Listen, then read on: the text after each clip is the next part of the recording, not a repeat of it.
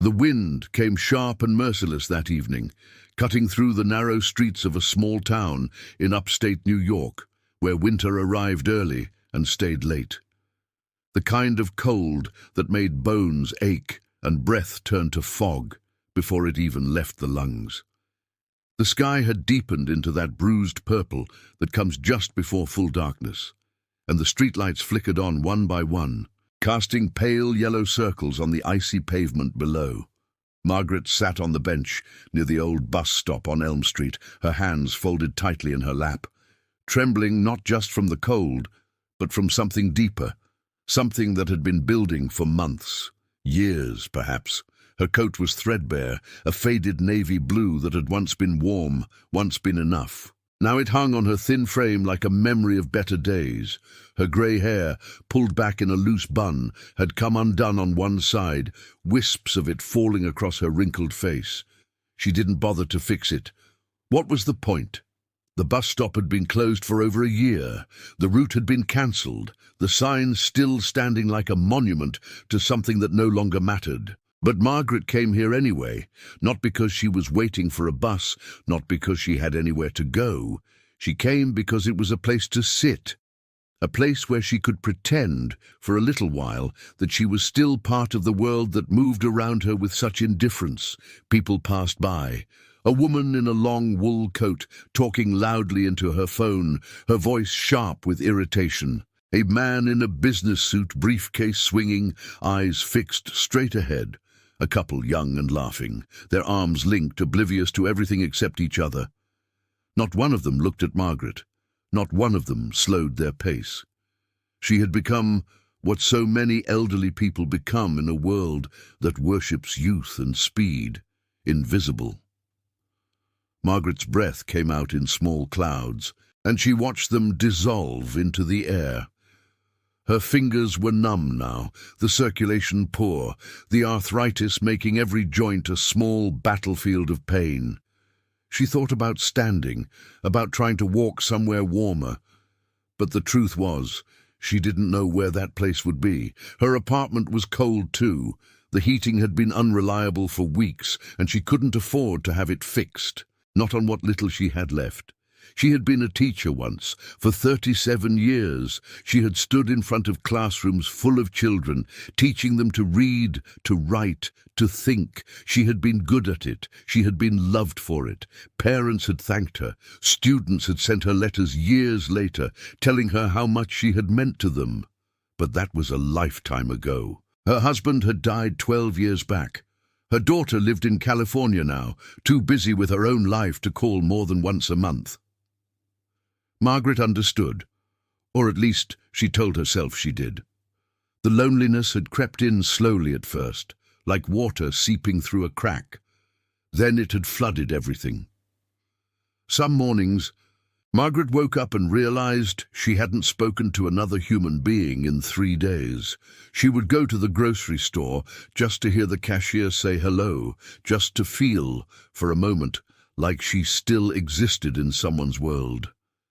Tonight, sitting on that bench, Margaret felt the weight of it all pressing down on her chest. She wasn't sure why she had come here. Maybe she had hoped someone would notice. Maybe she had hoped someone would ask if she was okay. But no one did. The world kept moving, and she kept sitting, and the cold kept tightening its grip. Her eyes began to blur with tears, and she blinked them back, angry at herself for the weakness. Crying wouldn't change anything. It never had. She clenched her jaw and stared down at her worn shoes, the leather cracked and splitting at the seams. She had bought them 20 years ago. They had outlasted so much, outlasted her husband, outlasted her relevance. The sound of footsteps approached, quick and light, and for a moment Margaret thought someone might finally stop. But the footsteps passed by, just like all the others. She closed her eyes and let the exhaustion wash over her. Maybe she would just sit here a little longer. Maybe she would sit here until the cold became something else entirely, something quiet, something final. But then, something changed. She felt it before she understood it. A presence, a stillness in the movement of the world. She opened her eyes and saw him, a boy, no older than 10, standing a few feet away on the other side of the street, watching her. He was small for his age, with dark hair that fell into his eyes and a face too serious for someone so young. His clothes were clean but worn, a thin hoodie with a faded logo on the front, jeans with holes in the knees, sneakers that had seen better days, no coat, no gloves. His backpack hung off one shoulder, looking almost empty. Margaret stared back at him, confused. Why wasn't he moving? Why wasn't he walking past like everyone else? The boy tilted his head slightly, studying her with an intensity that made her uncomfortable. Not because it was unkind, but because it was the first time in so long that someone had truly looked at her, seen her, not as an obstacle or a shadow, but as a person. And then, without a word, the boy stepped off the curb and crossed the street. Margaret's heart beat faster, though she wasn't sure why. Fear? Hope? She couldn't tell anymore. The boy walked up to the bench and, without asking permission, sat down beside her. Not close enough to invade her space, but close enough that she could feel the faint warmth radiating from his small body. He didn't say anything, didn't ask if she was okay, didn't offer help. He just sat there, his hands tucked into the pockets of his hoodie, his breath visible in the cold air. Margaret opened her mouth to speak, but no words came. What could she say? What was happening? She glanced at the boy's face, searching for some explanation, but he was staring straight ahead, his expression calm, almost peaceful. Minutes passed. The wind howled. The world kept moving. But on that bench, in that small pocket of space, something shifted. The boy leaned slightly to the side so that his shoulder touched hers, just barely, just enough. And Margaret realized, with a shock that rippled through her entire body, that she wasn't invisible anymore. Chapter 2. The Weight of Silence. The boy's name was Ethan, though Margaret didn't know that yet. She didn't know much about him at all, only that he had chosen to sit beside her when no one else had.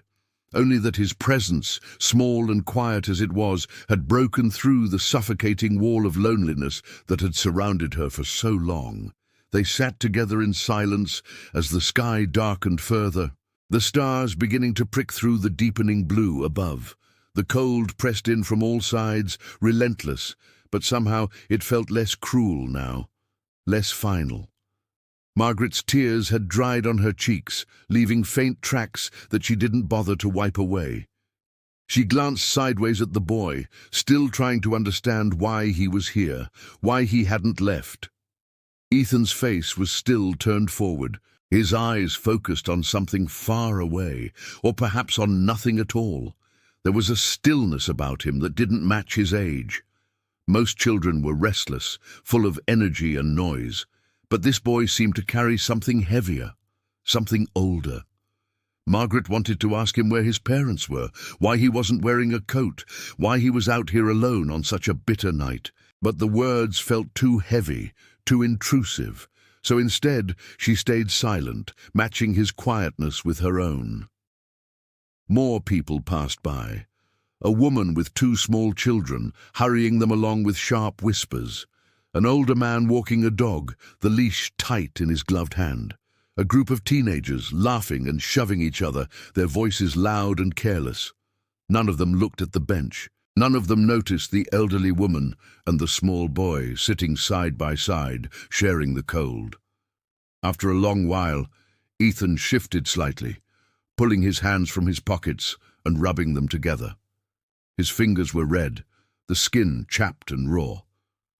Margaret's heart clenched at the sight. She wanted to reach out, to take his hands in hers and warm them, but she wasn't sure if that would be welcome. She wasn't sure of anything anymore. Instead, she slowly unwrapped the thin scarf from around her own neck and held it out toward him.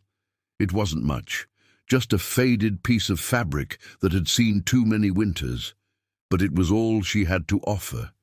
Ethan turned his head and looked at the scarf, then up at Margaret's face.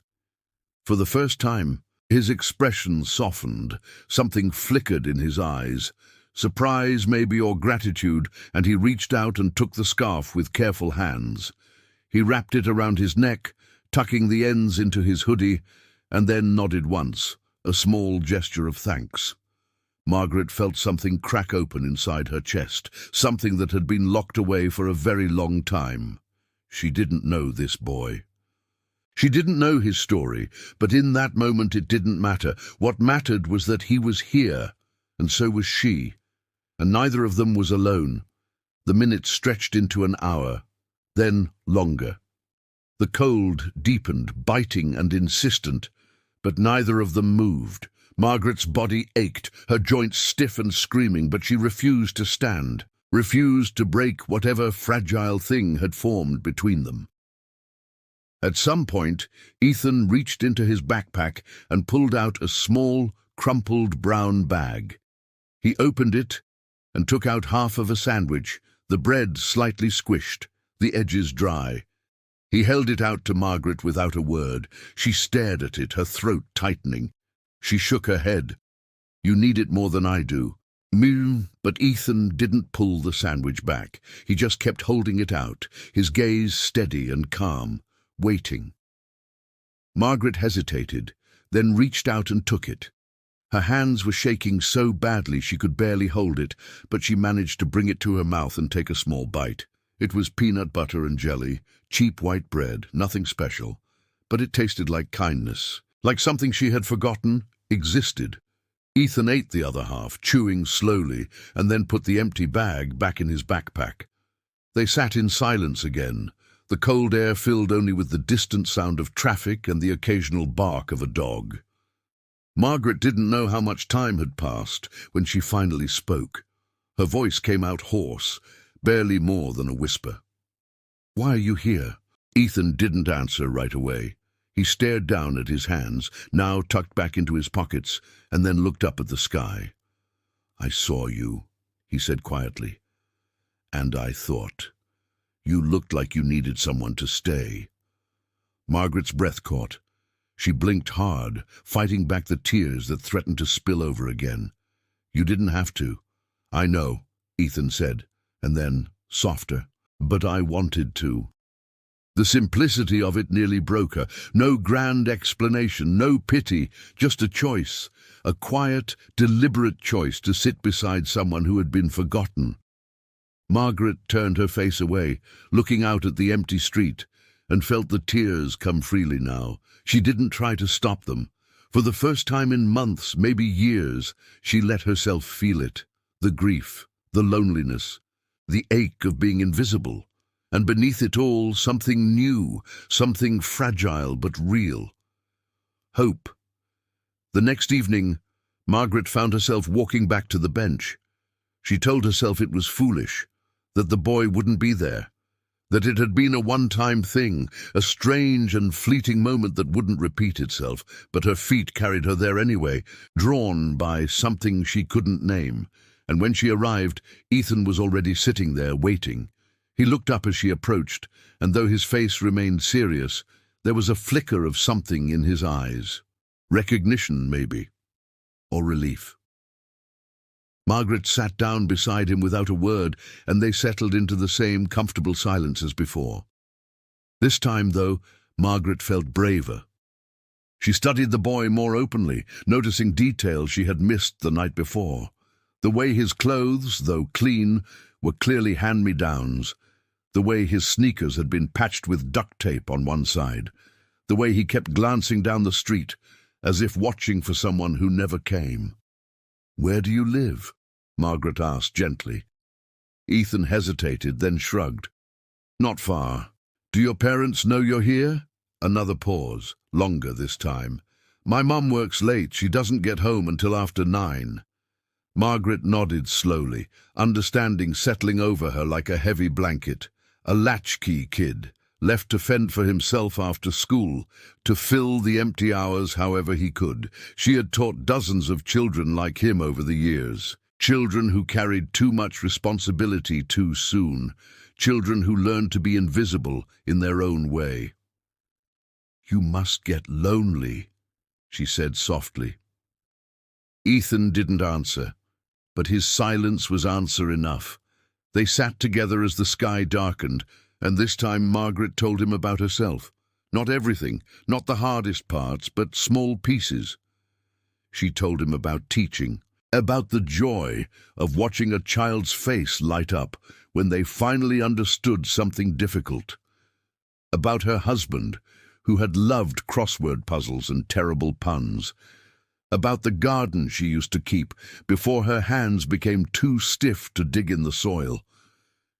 Ethan listened without interrupting, his gaze focused on her face with that same intensity as before.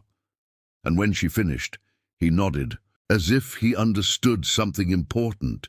"You were important," he said quietly. "You still are." Margaret's throat tightened. "I don't feel important anymore." "That doesn't mean you're not." Such simple words, such profound truth. Margaret looked at this small boy beside her and wondered how someone so young could carry such wisdom. Over the following days they kept meeting, always at the same bench, always at the same time. Margaret began to look forward to it with a hunger that surprised her. She would wake up in the morning and think, "Tonight, I'll see him tonight." And that thought alone was enough to get her through the day. Ethan brought her small things, an extra sandwich, a pair of gloves he had found somewhere, a thermos of hot tea that he poured into a cracked cup and handed to her with careful hands. Margaret tried to refuse at first, insisting that he needed these things more than she did, but Ethan was stubborn in his quiet way. He gave because he wanted to. And slowly, Margaret learned to accept. She began bringing things for him too.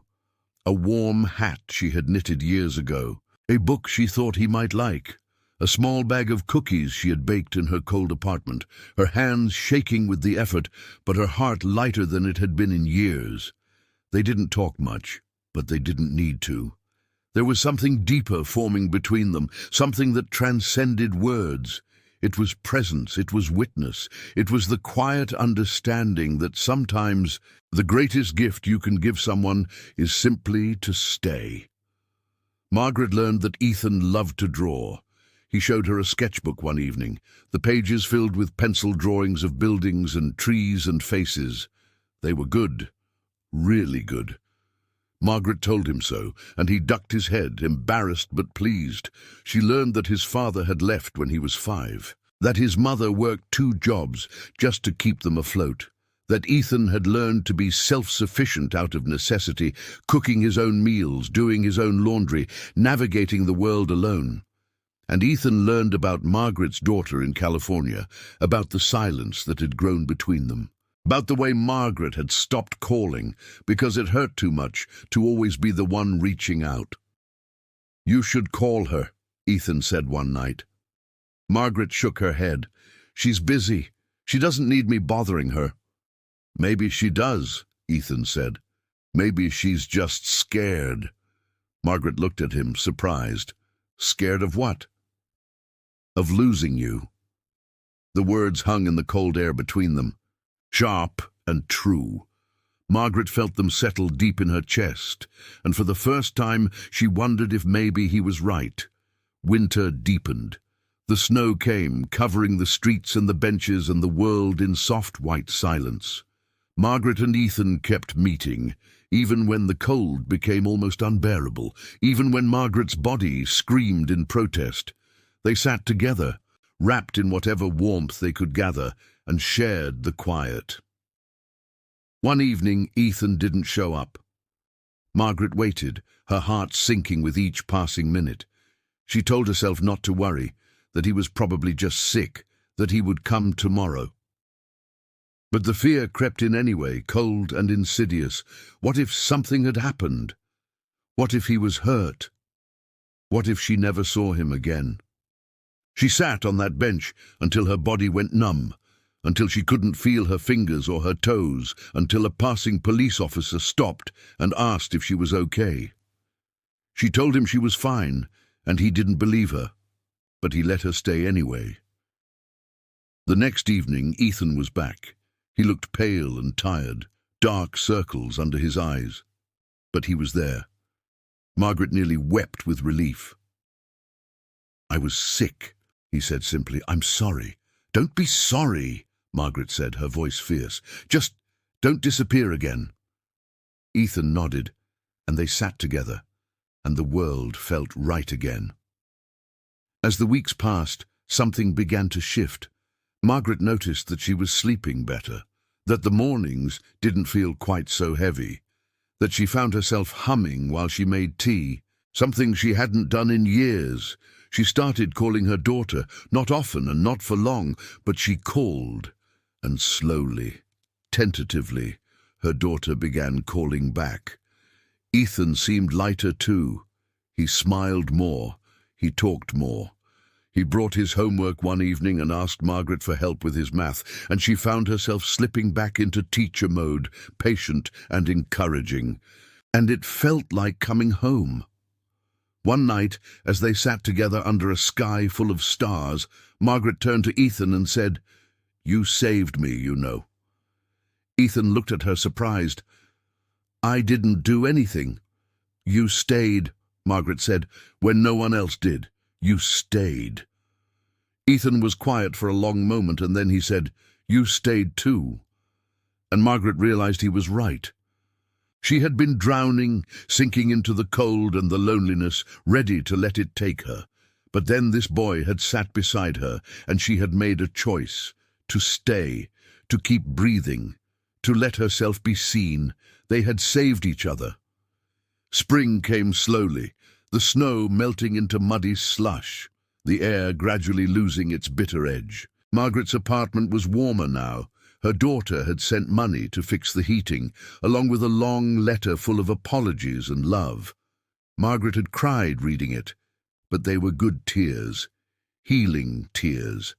Ethan's mother got a better job, one that meant she could work fewer hours, be home more. Ethan still met Margaret at the bench sometimes, but not as often. He had basketball practice now. Friends, a life that was filling in around the edges. Margaret was happy for him, but she also felt the ache of it, the fear that he would grow up and away, that he would forget her the way the world had once forgotten her. But then, one Saturday afternoon, Ethan showed up at her apartment door with his mother. A small, tired-looking woman with kind eyes and a warm smile. "I wanted to meet you," she said. "Ethan told me what you've meant to him." Margaret invited them in, her hands shaking as she made tea, and the three of them sat together in her small living room and talked. About life, about loneliness, about the way people can save each other without even realizing it. Before they left, Ethan's mother hugged Margaret and whispered, "Thank you for seeing him." And Margaret whispered back, "Thank you for raising him." The bench on Elm Street still stands, though the closed bus stop sign was finally taken down. Margaret still goes there sometimes when the weather is nice and sits in the evening light. Sometimes Ethan joins her, sometimes she sits alone, but she is never invisible anymore. She learned something important on that freezing winter evening when a boy with no coat sat beside her. She learned that connection doesn't require grand gestures or perfect circumstances.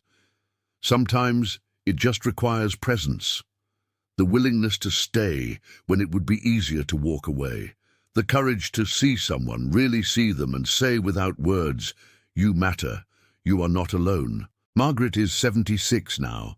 Her hands still tremble, her body still aches, but when she looks back on her life, she doesn't think about all the years she spent invisible. She thinks about the moment she became visible again, about the boy who chose to sit beside her in the cold.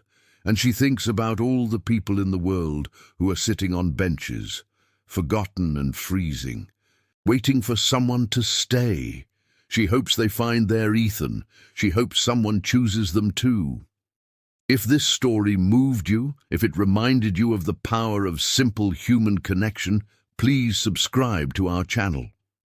There are so many more stories to tell, stories of compassion, of redemption, of the quiet moments that change everything. Join us, stay with us, because sometimes the greatest act of love is simply choosing to stay.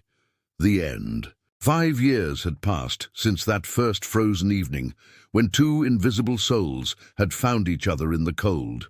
The town had changed in small ways: a new coffee shop on the corner, fresh paint on the old library, streetlights that no longer flickered.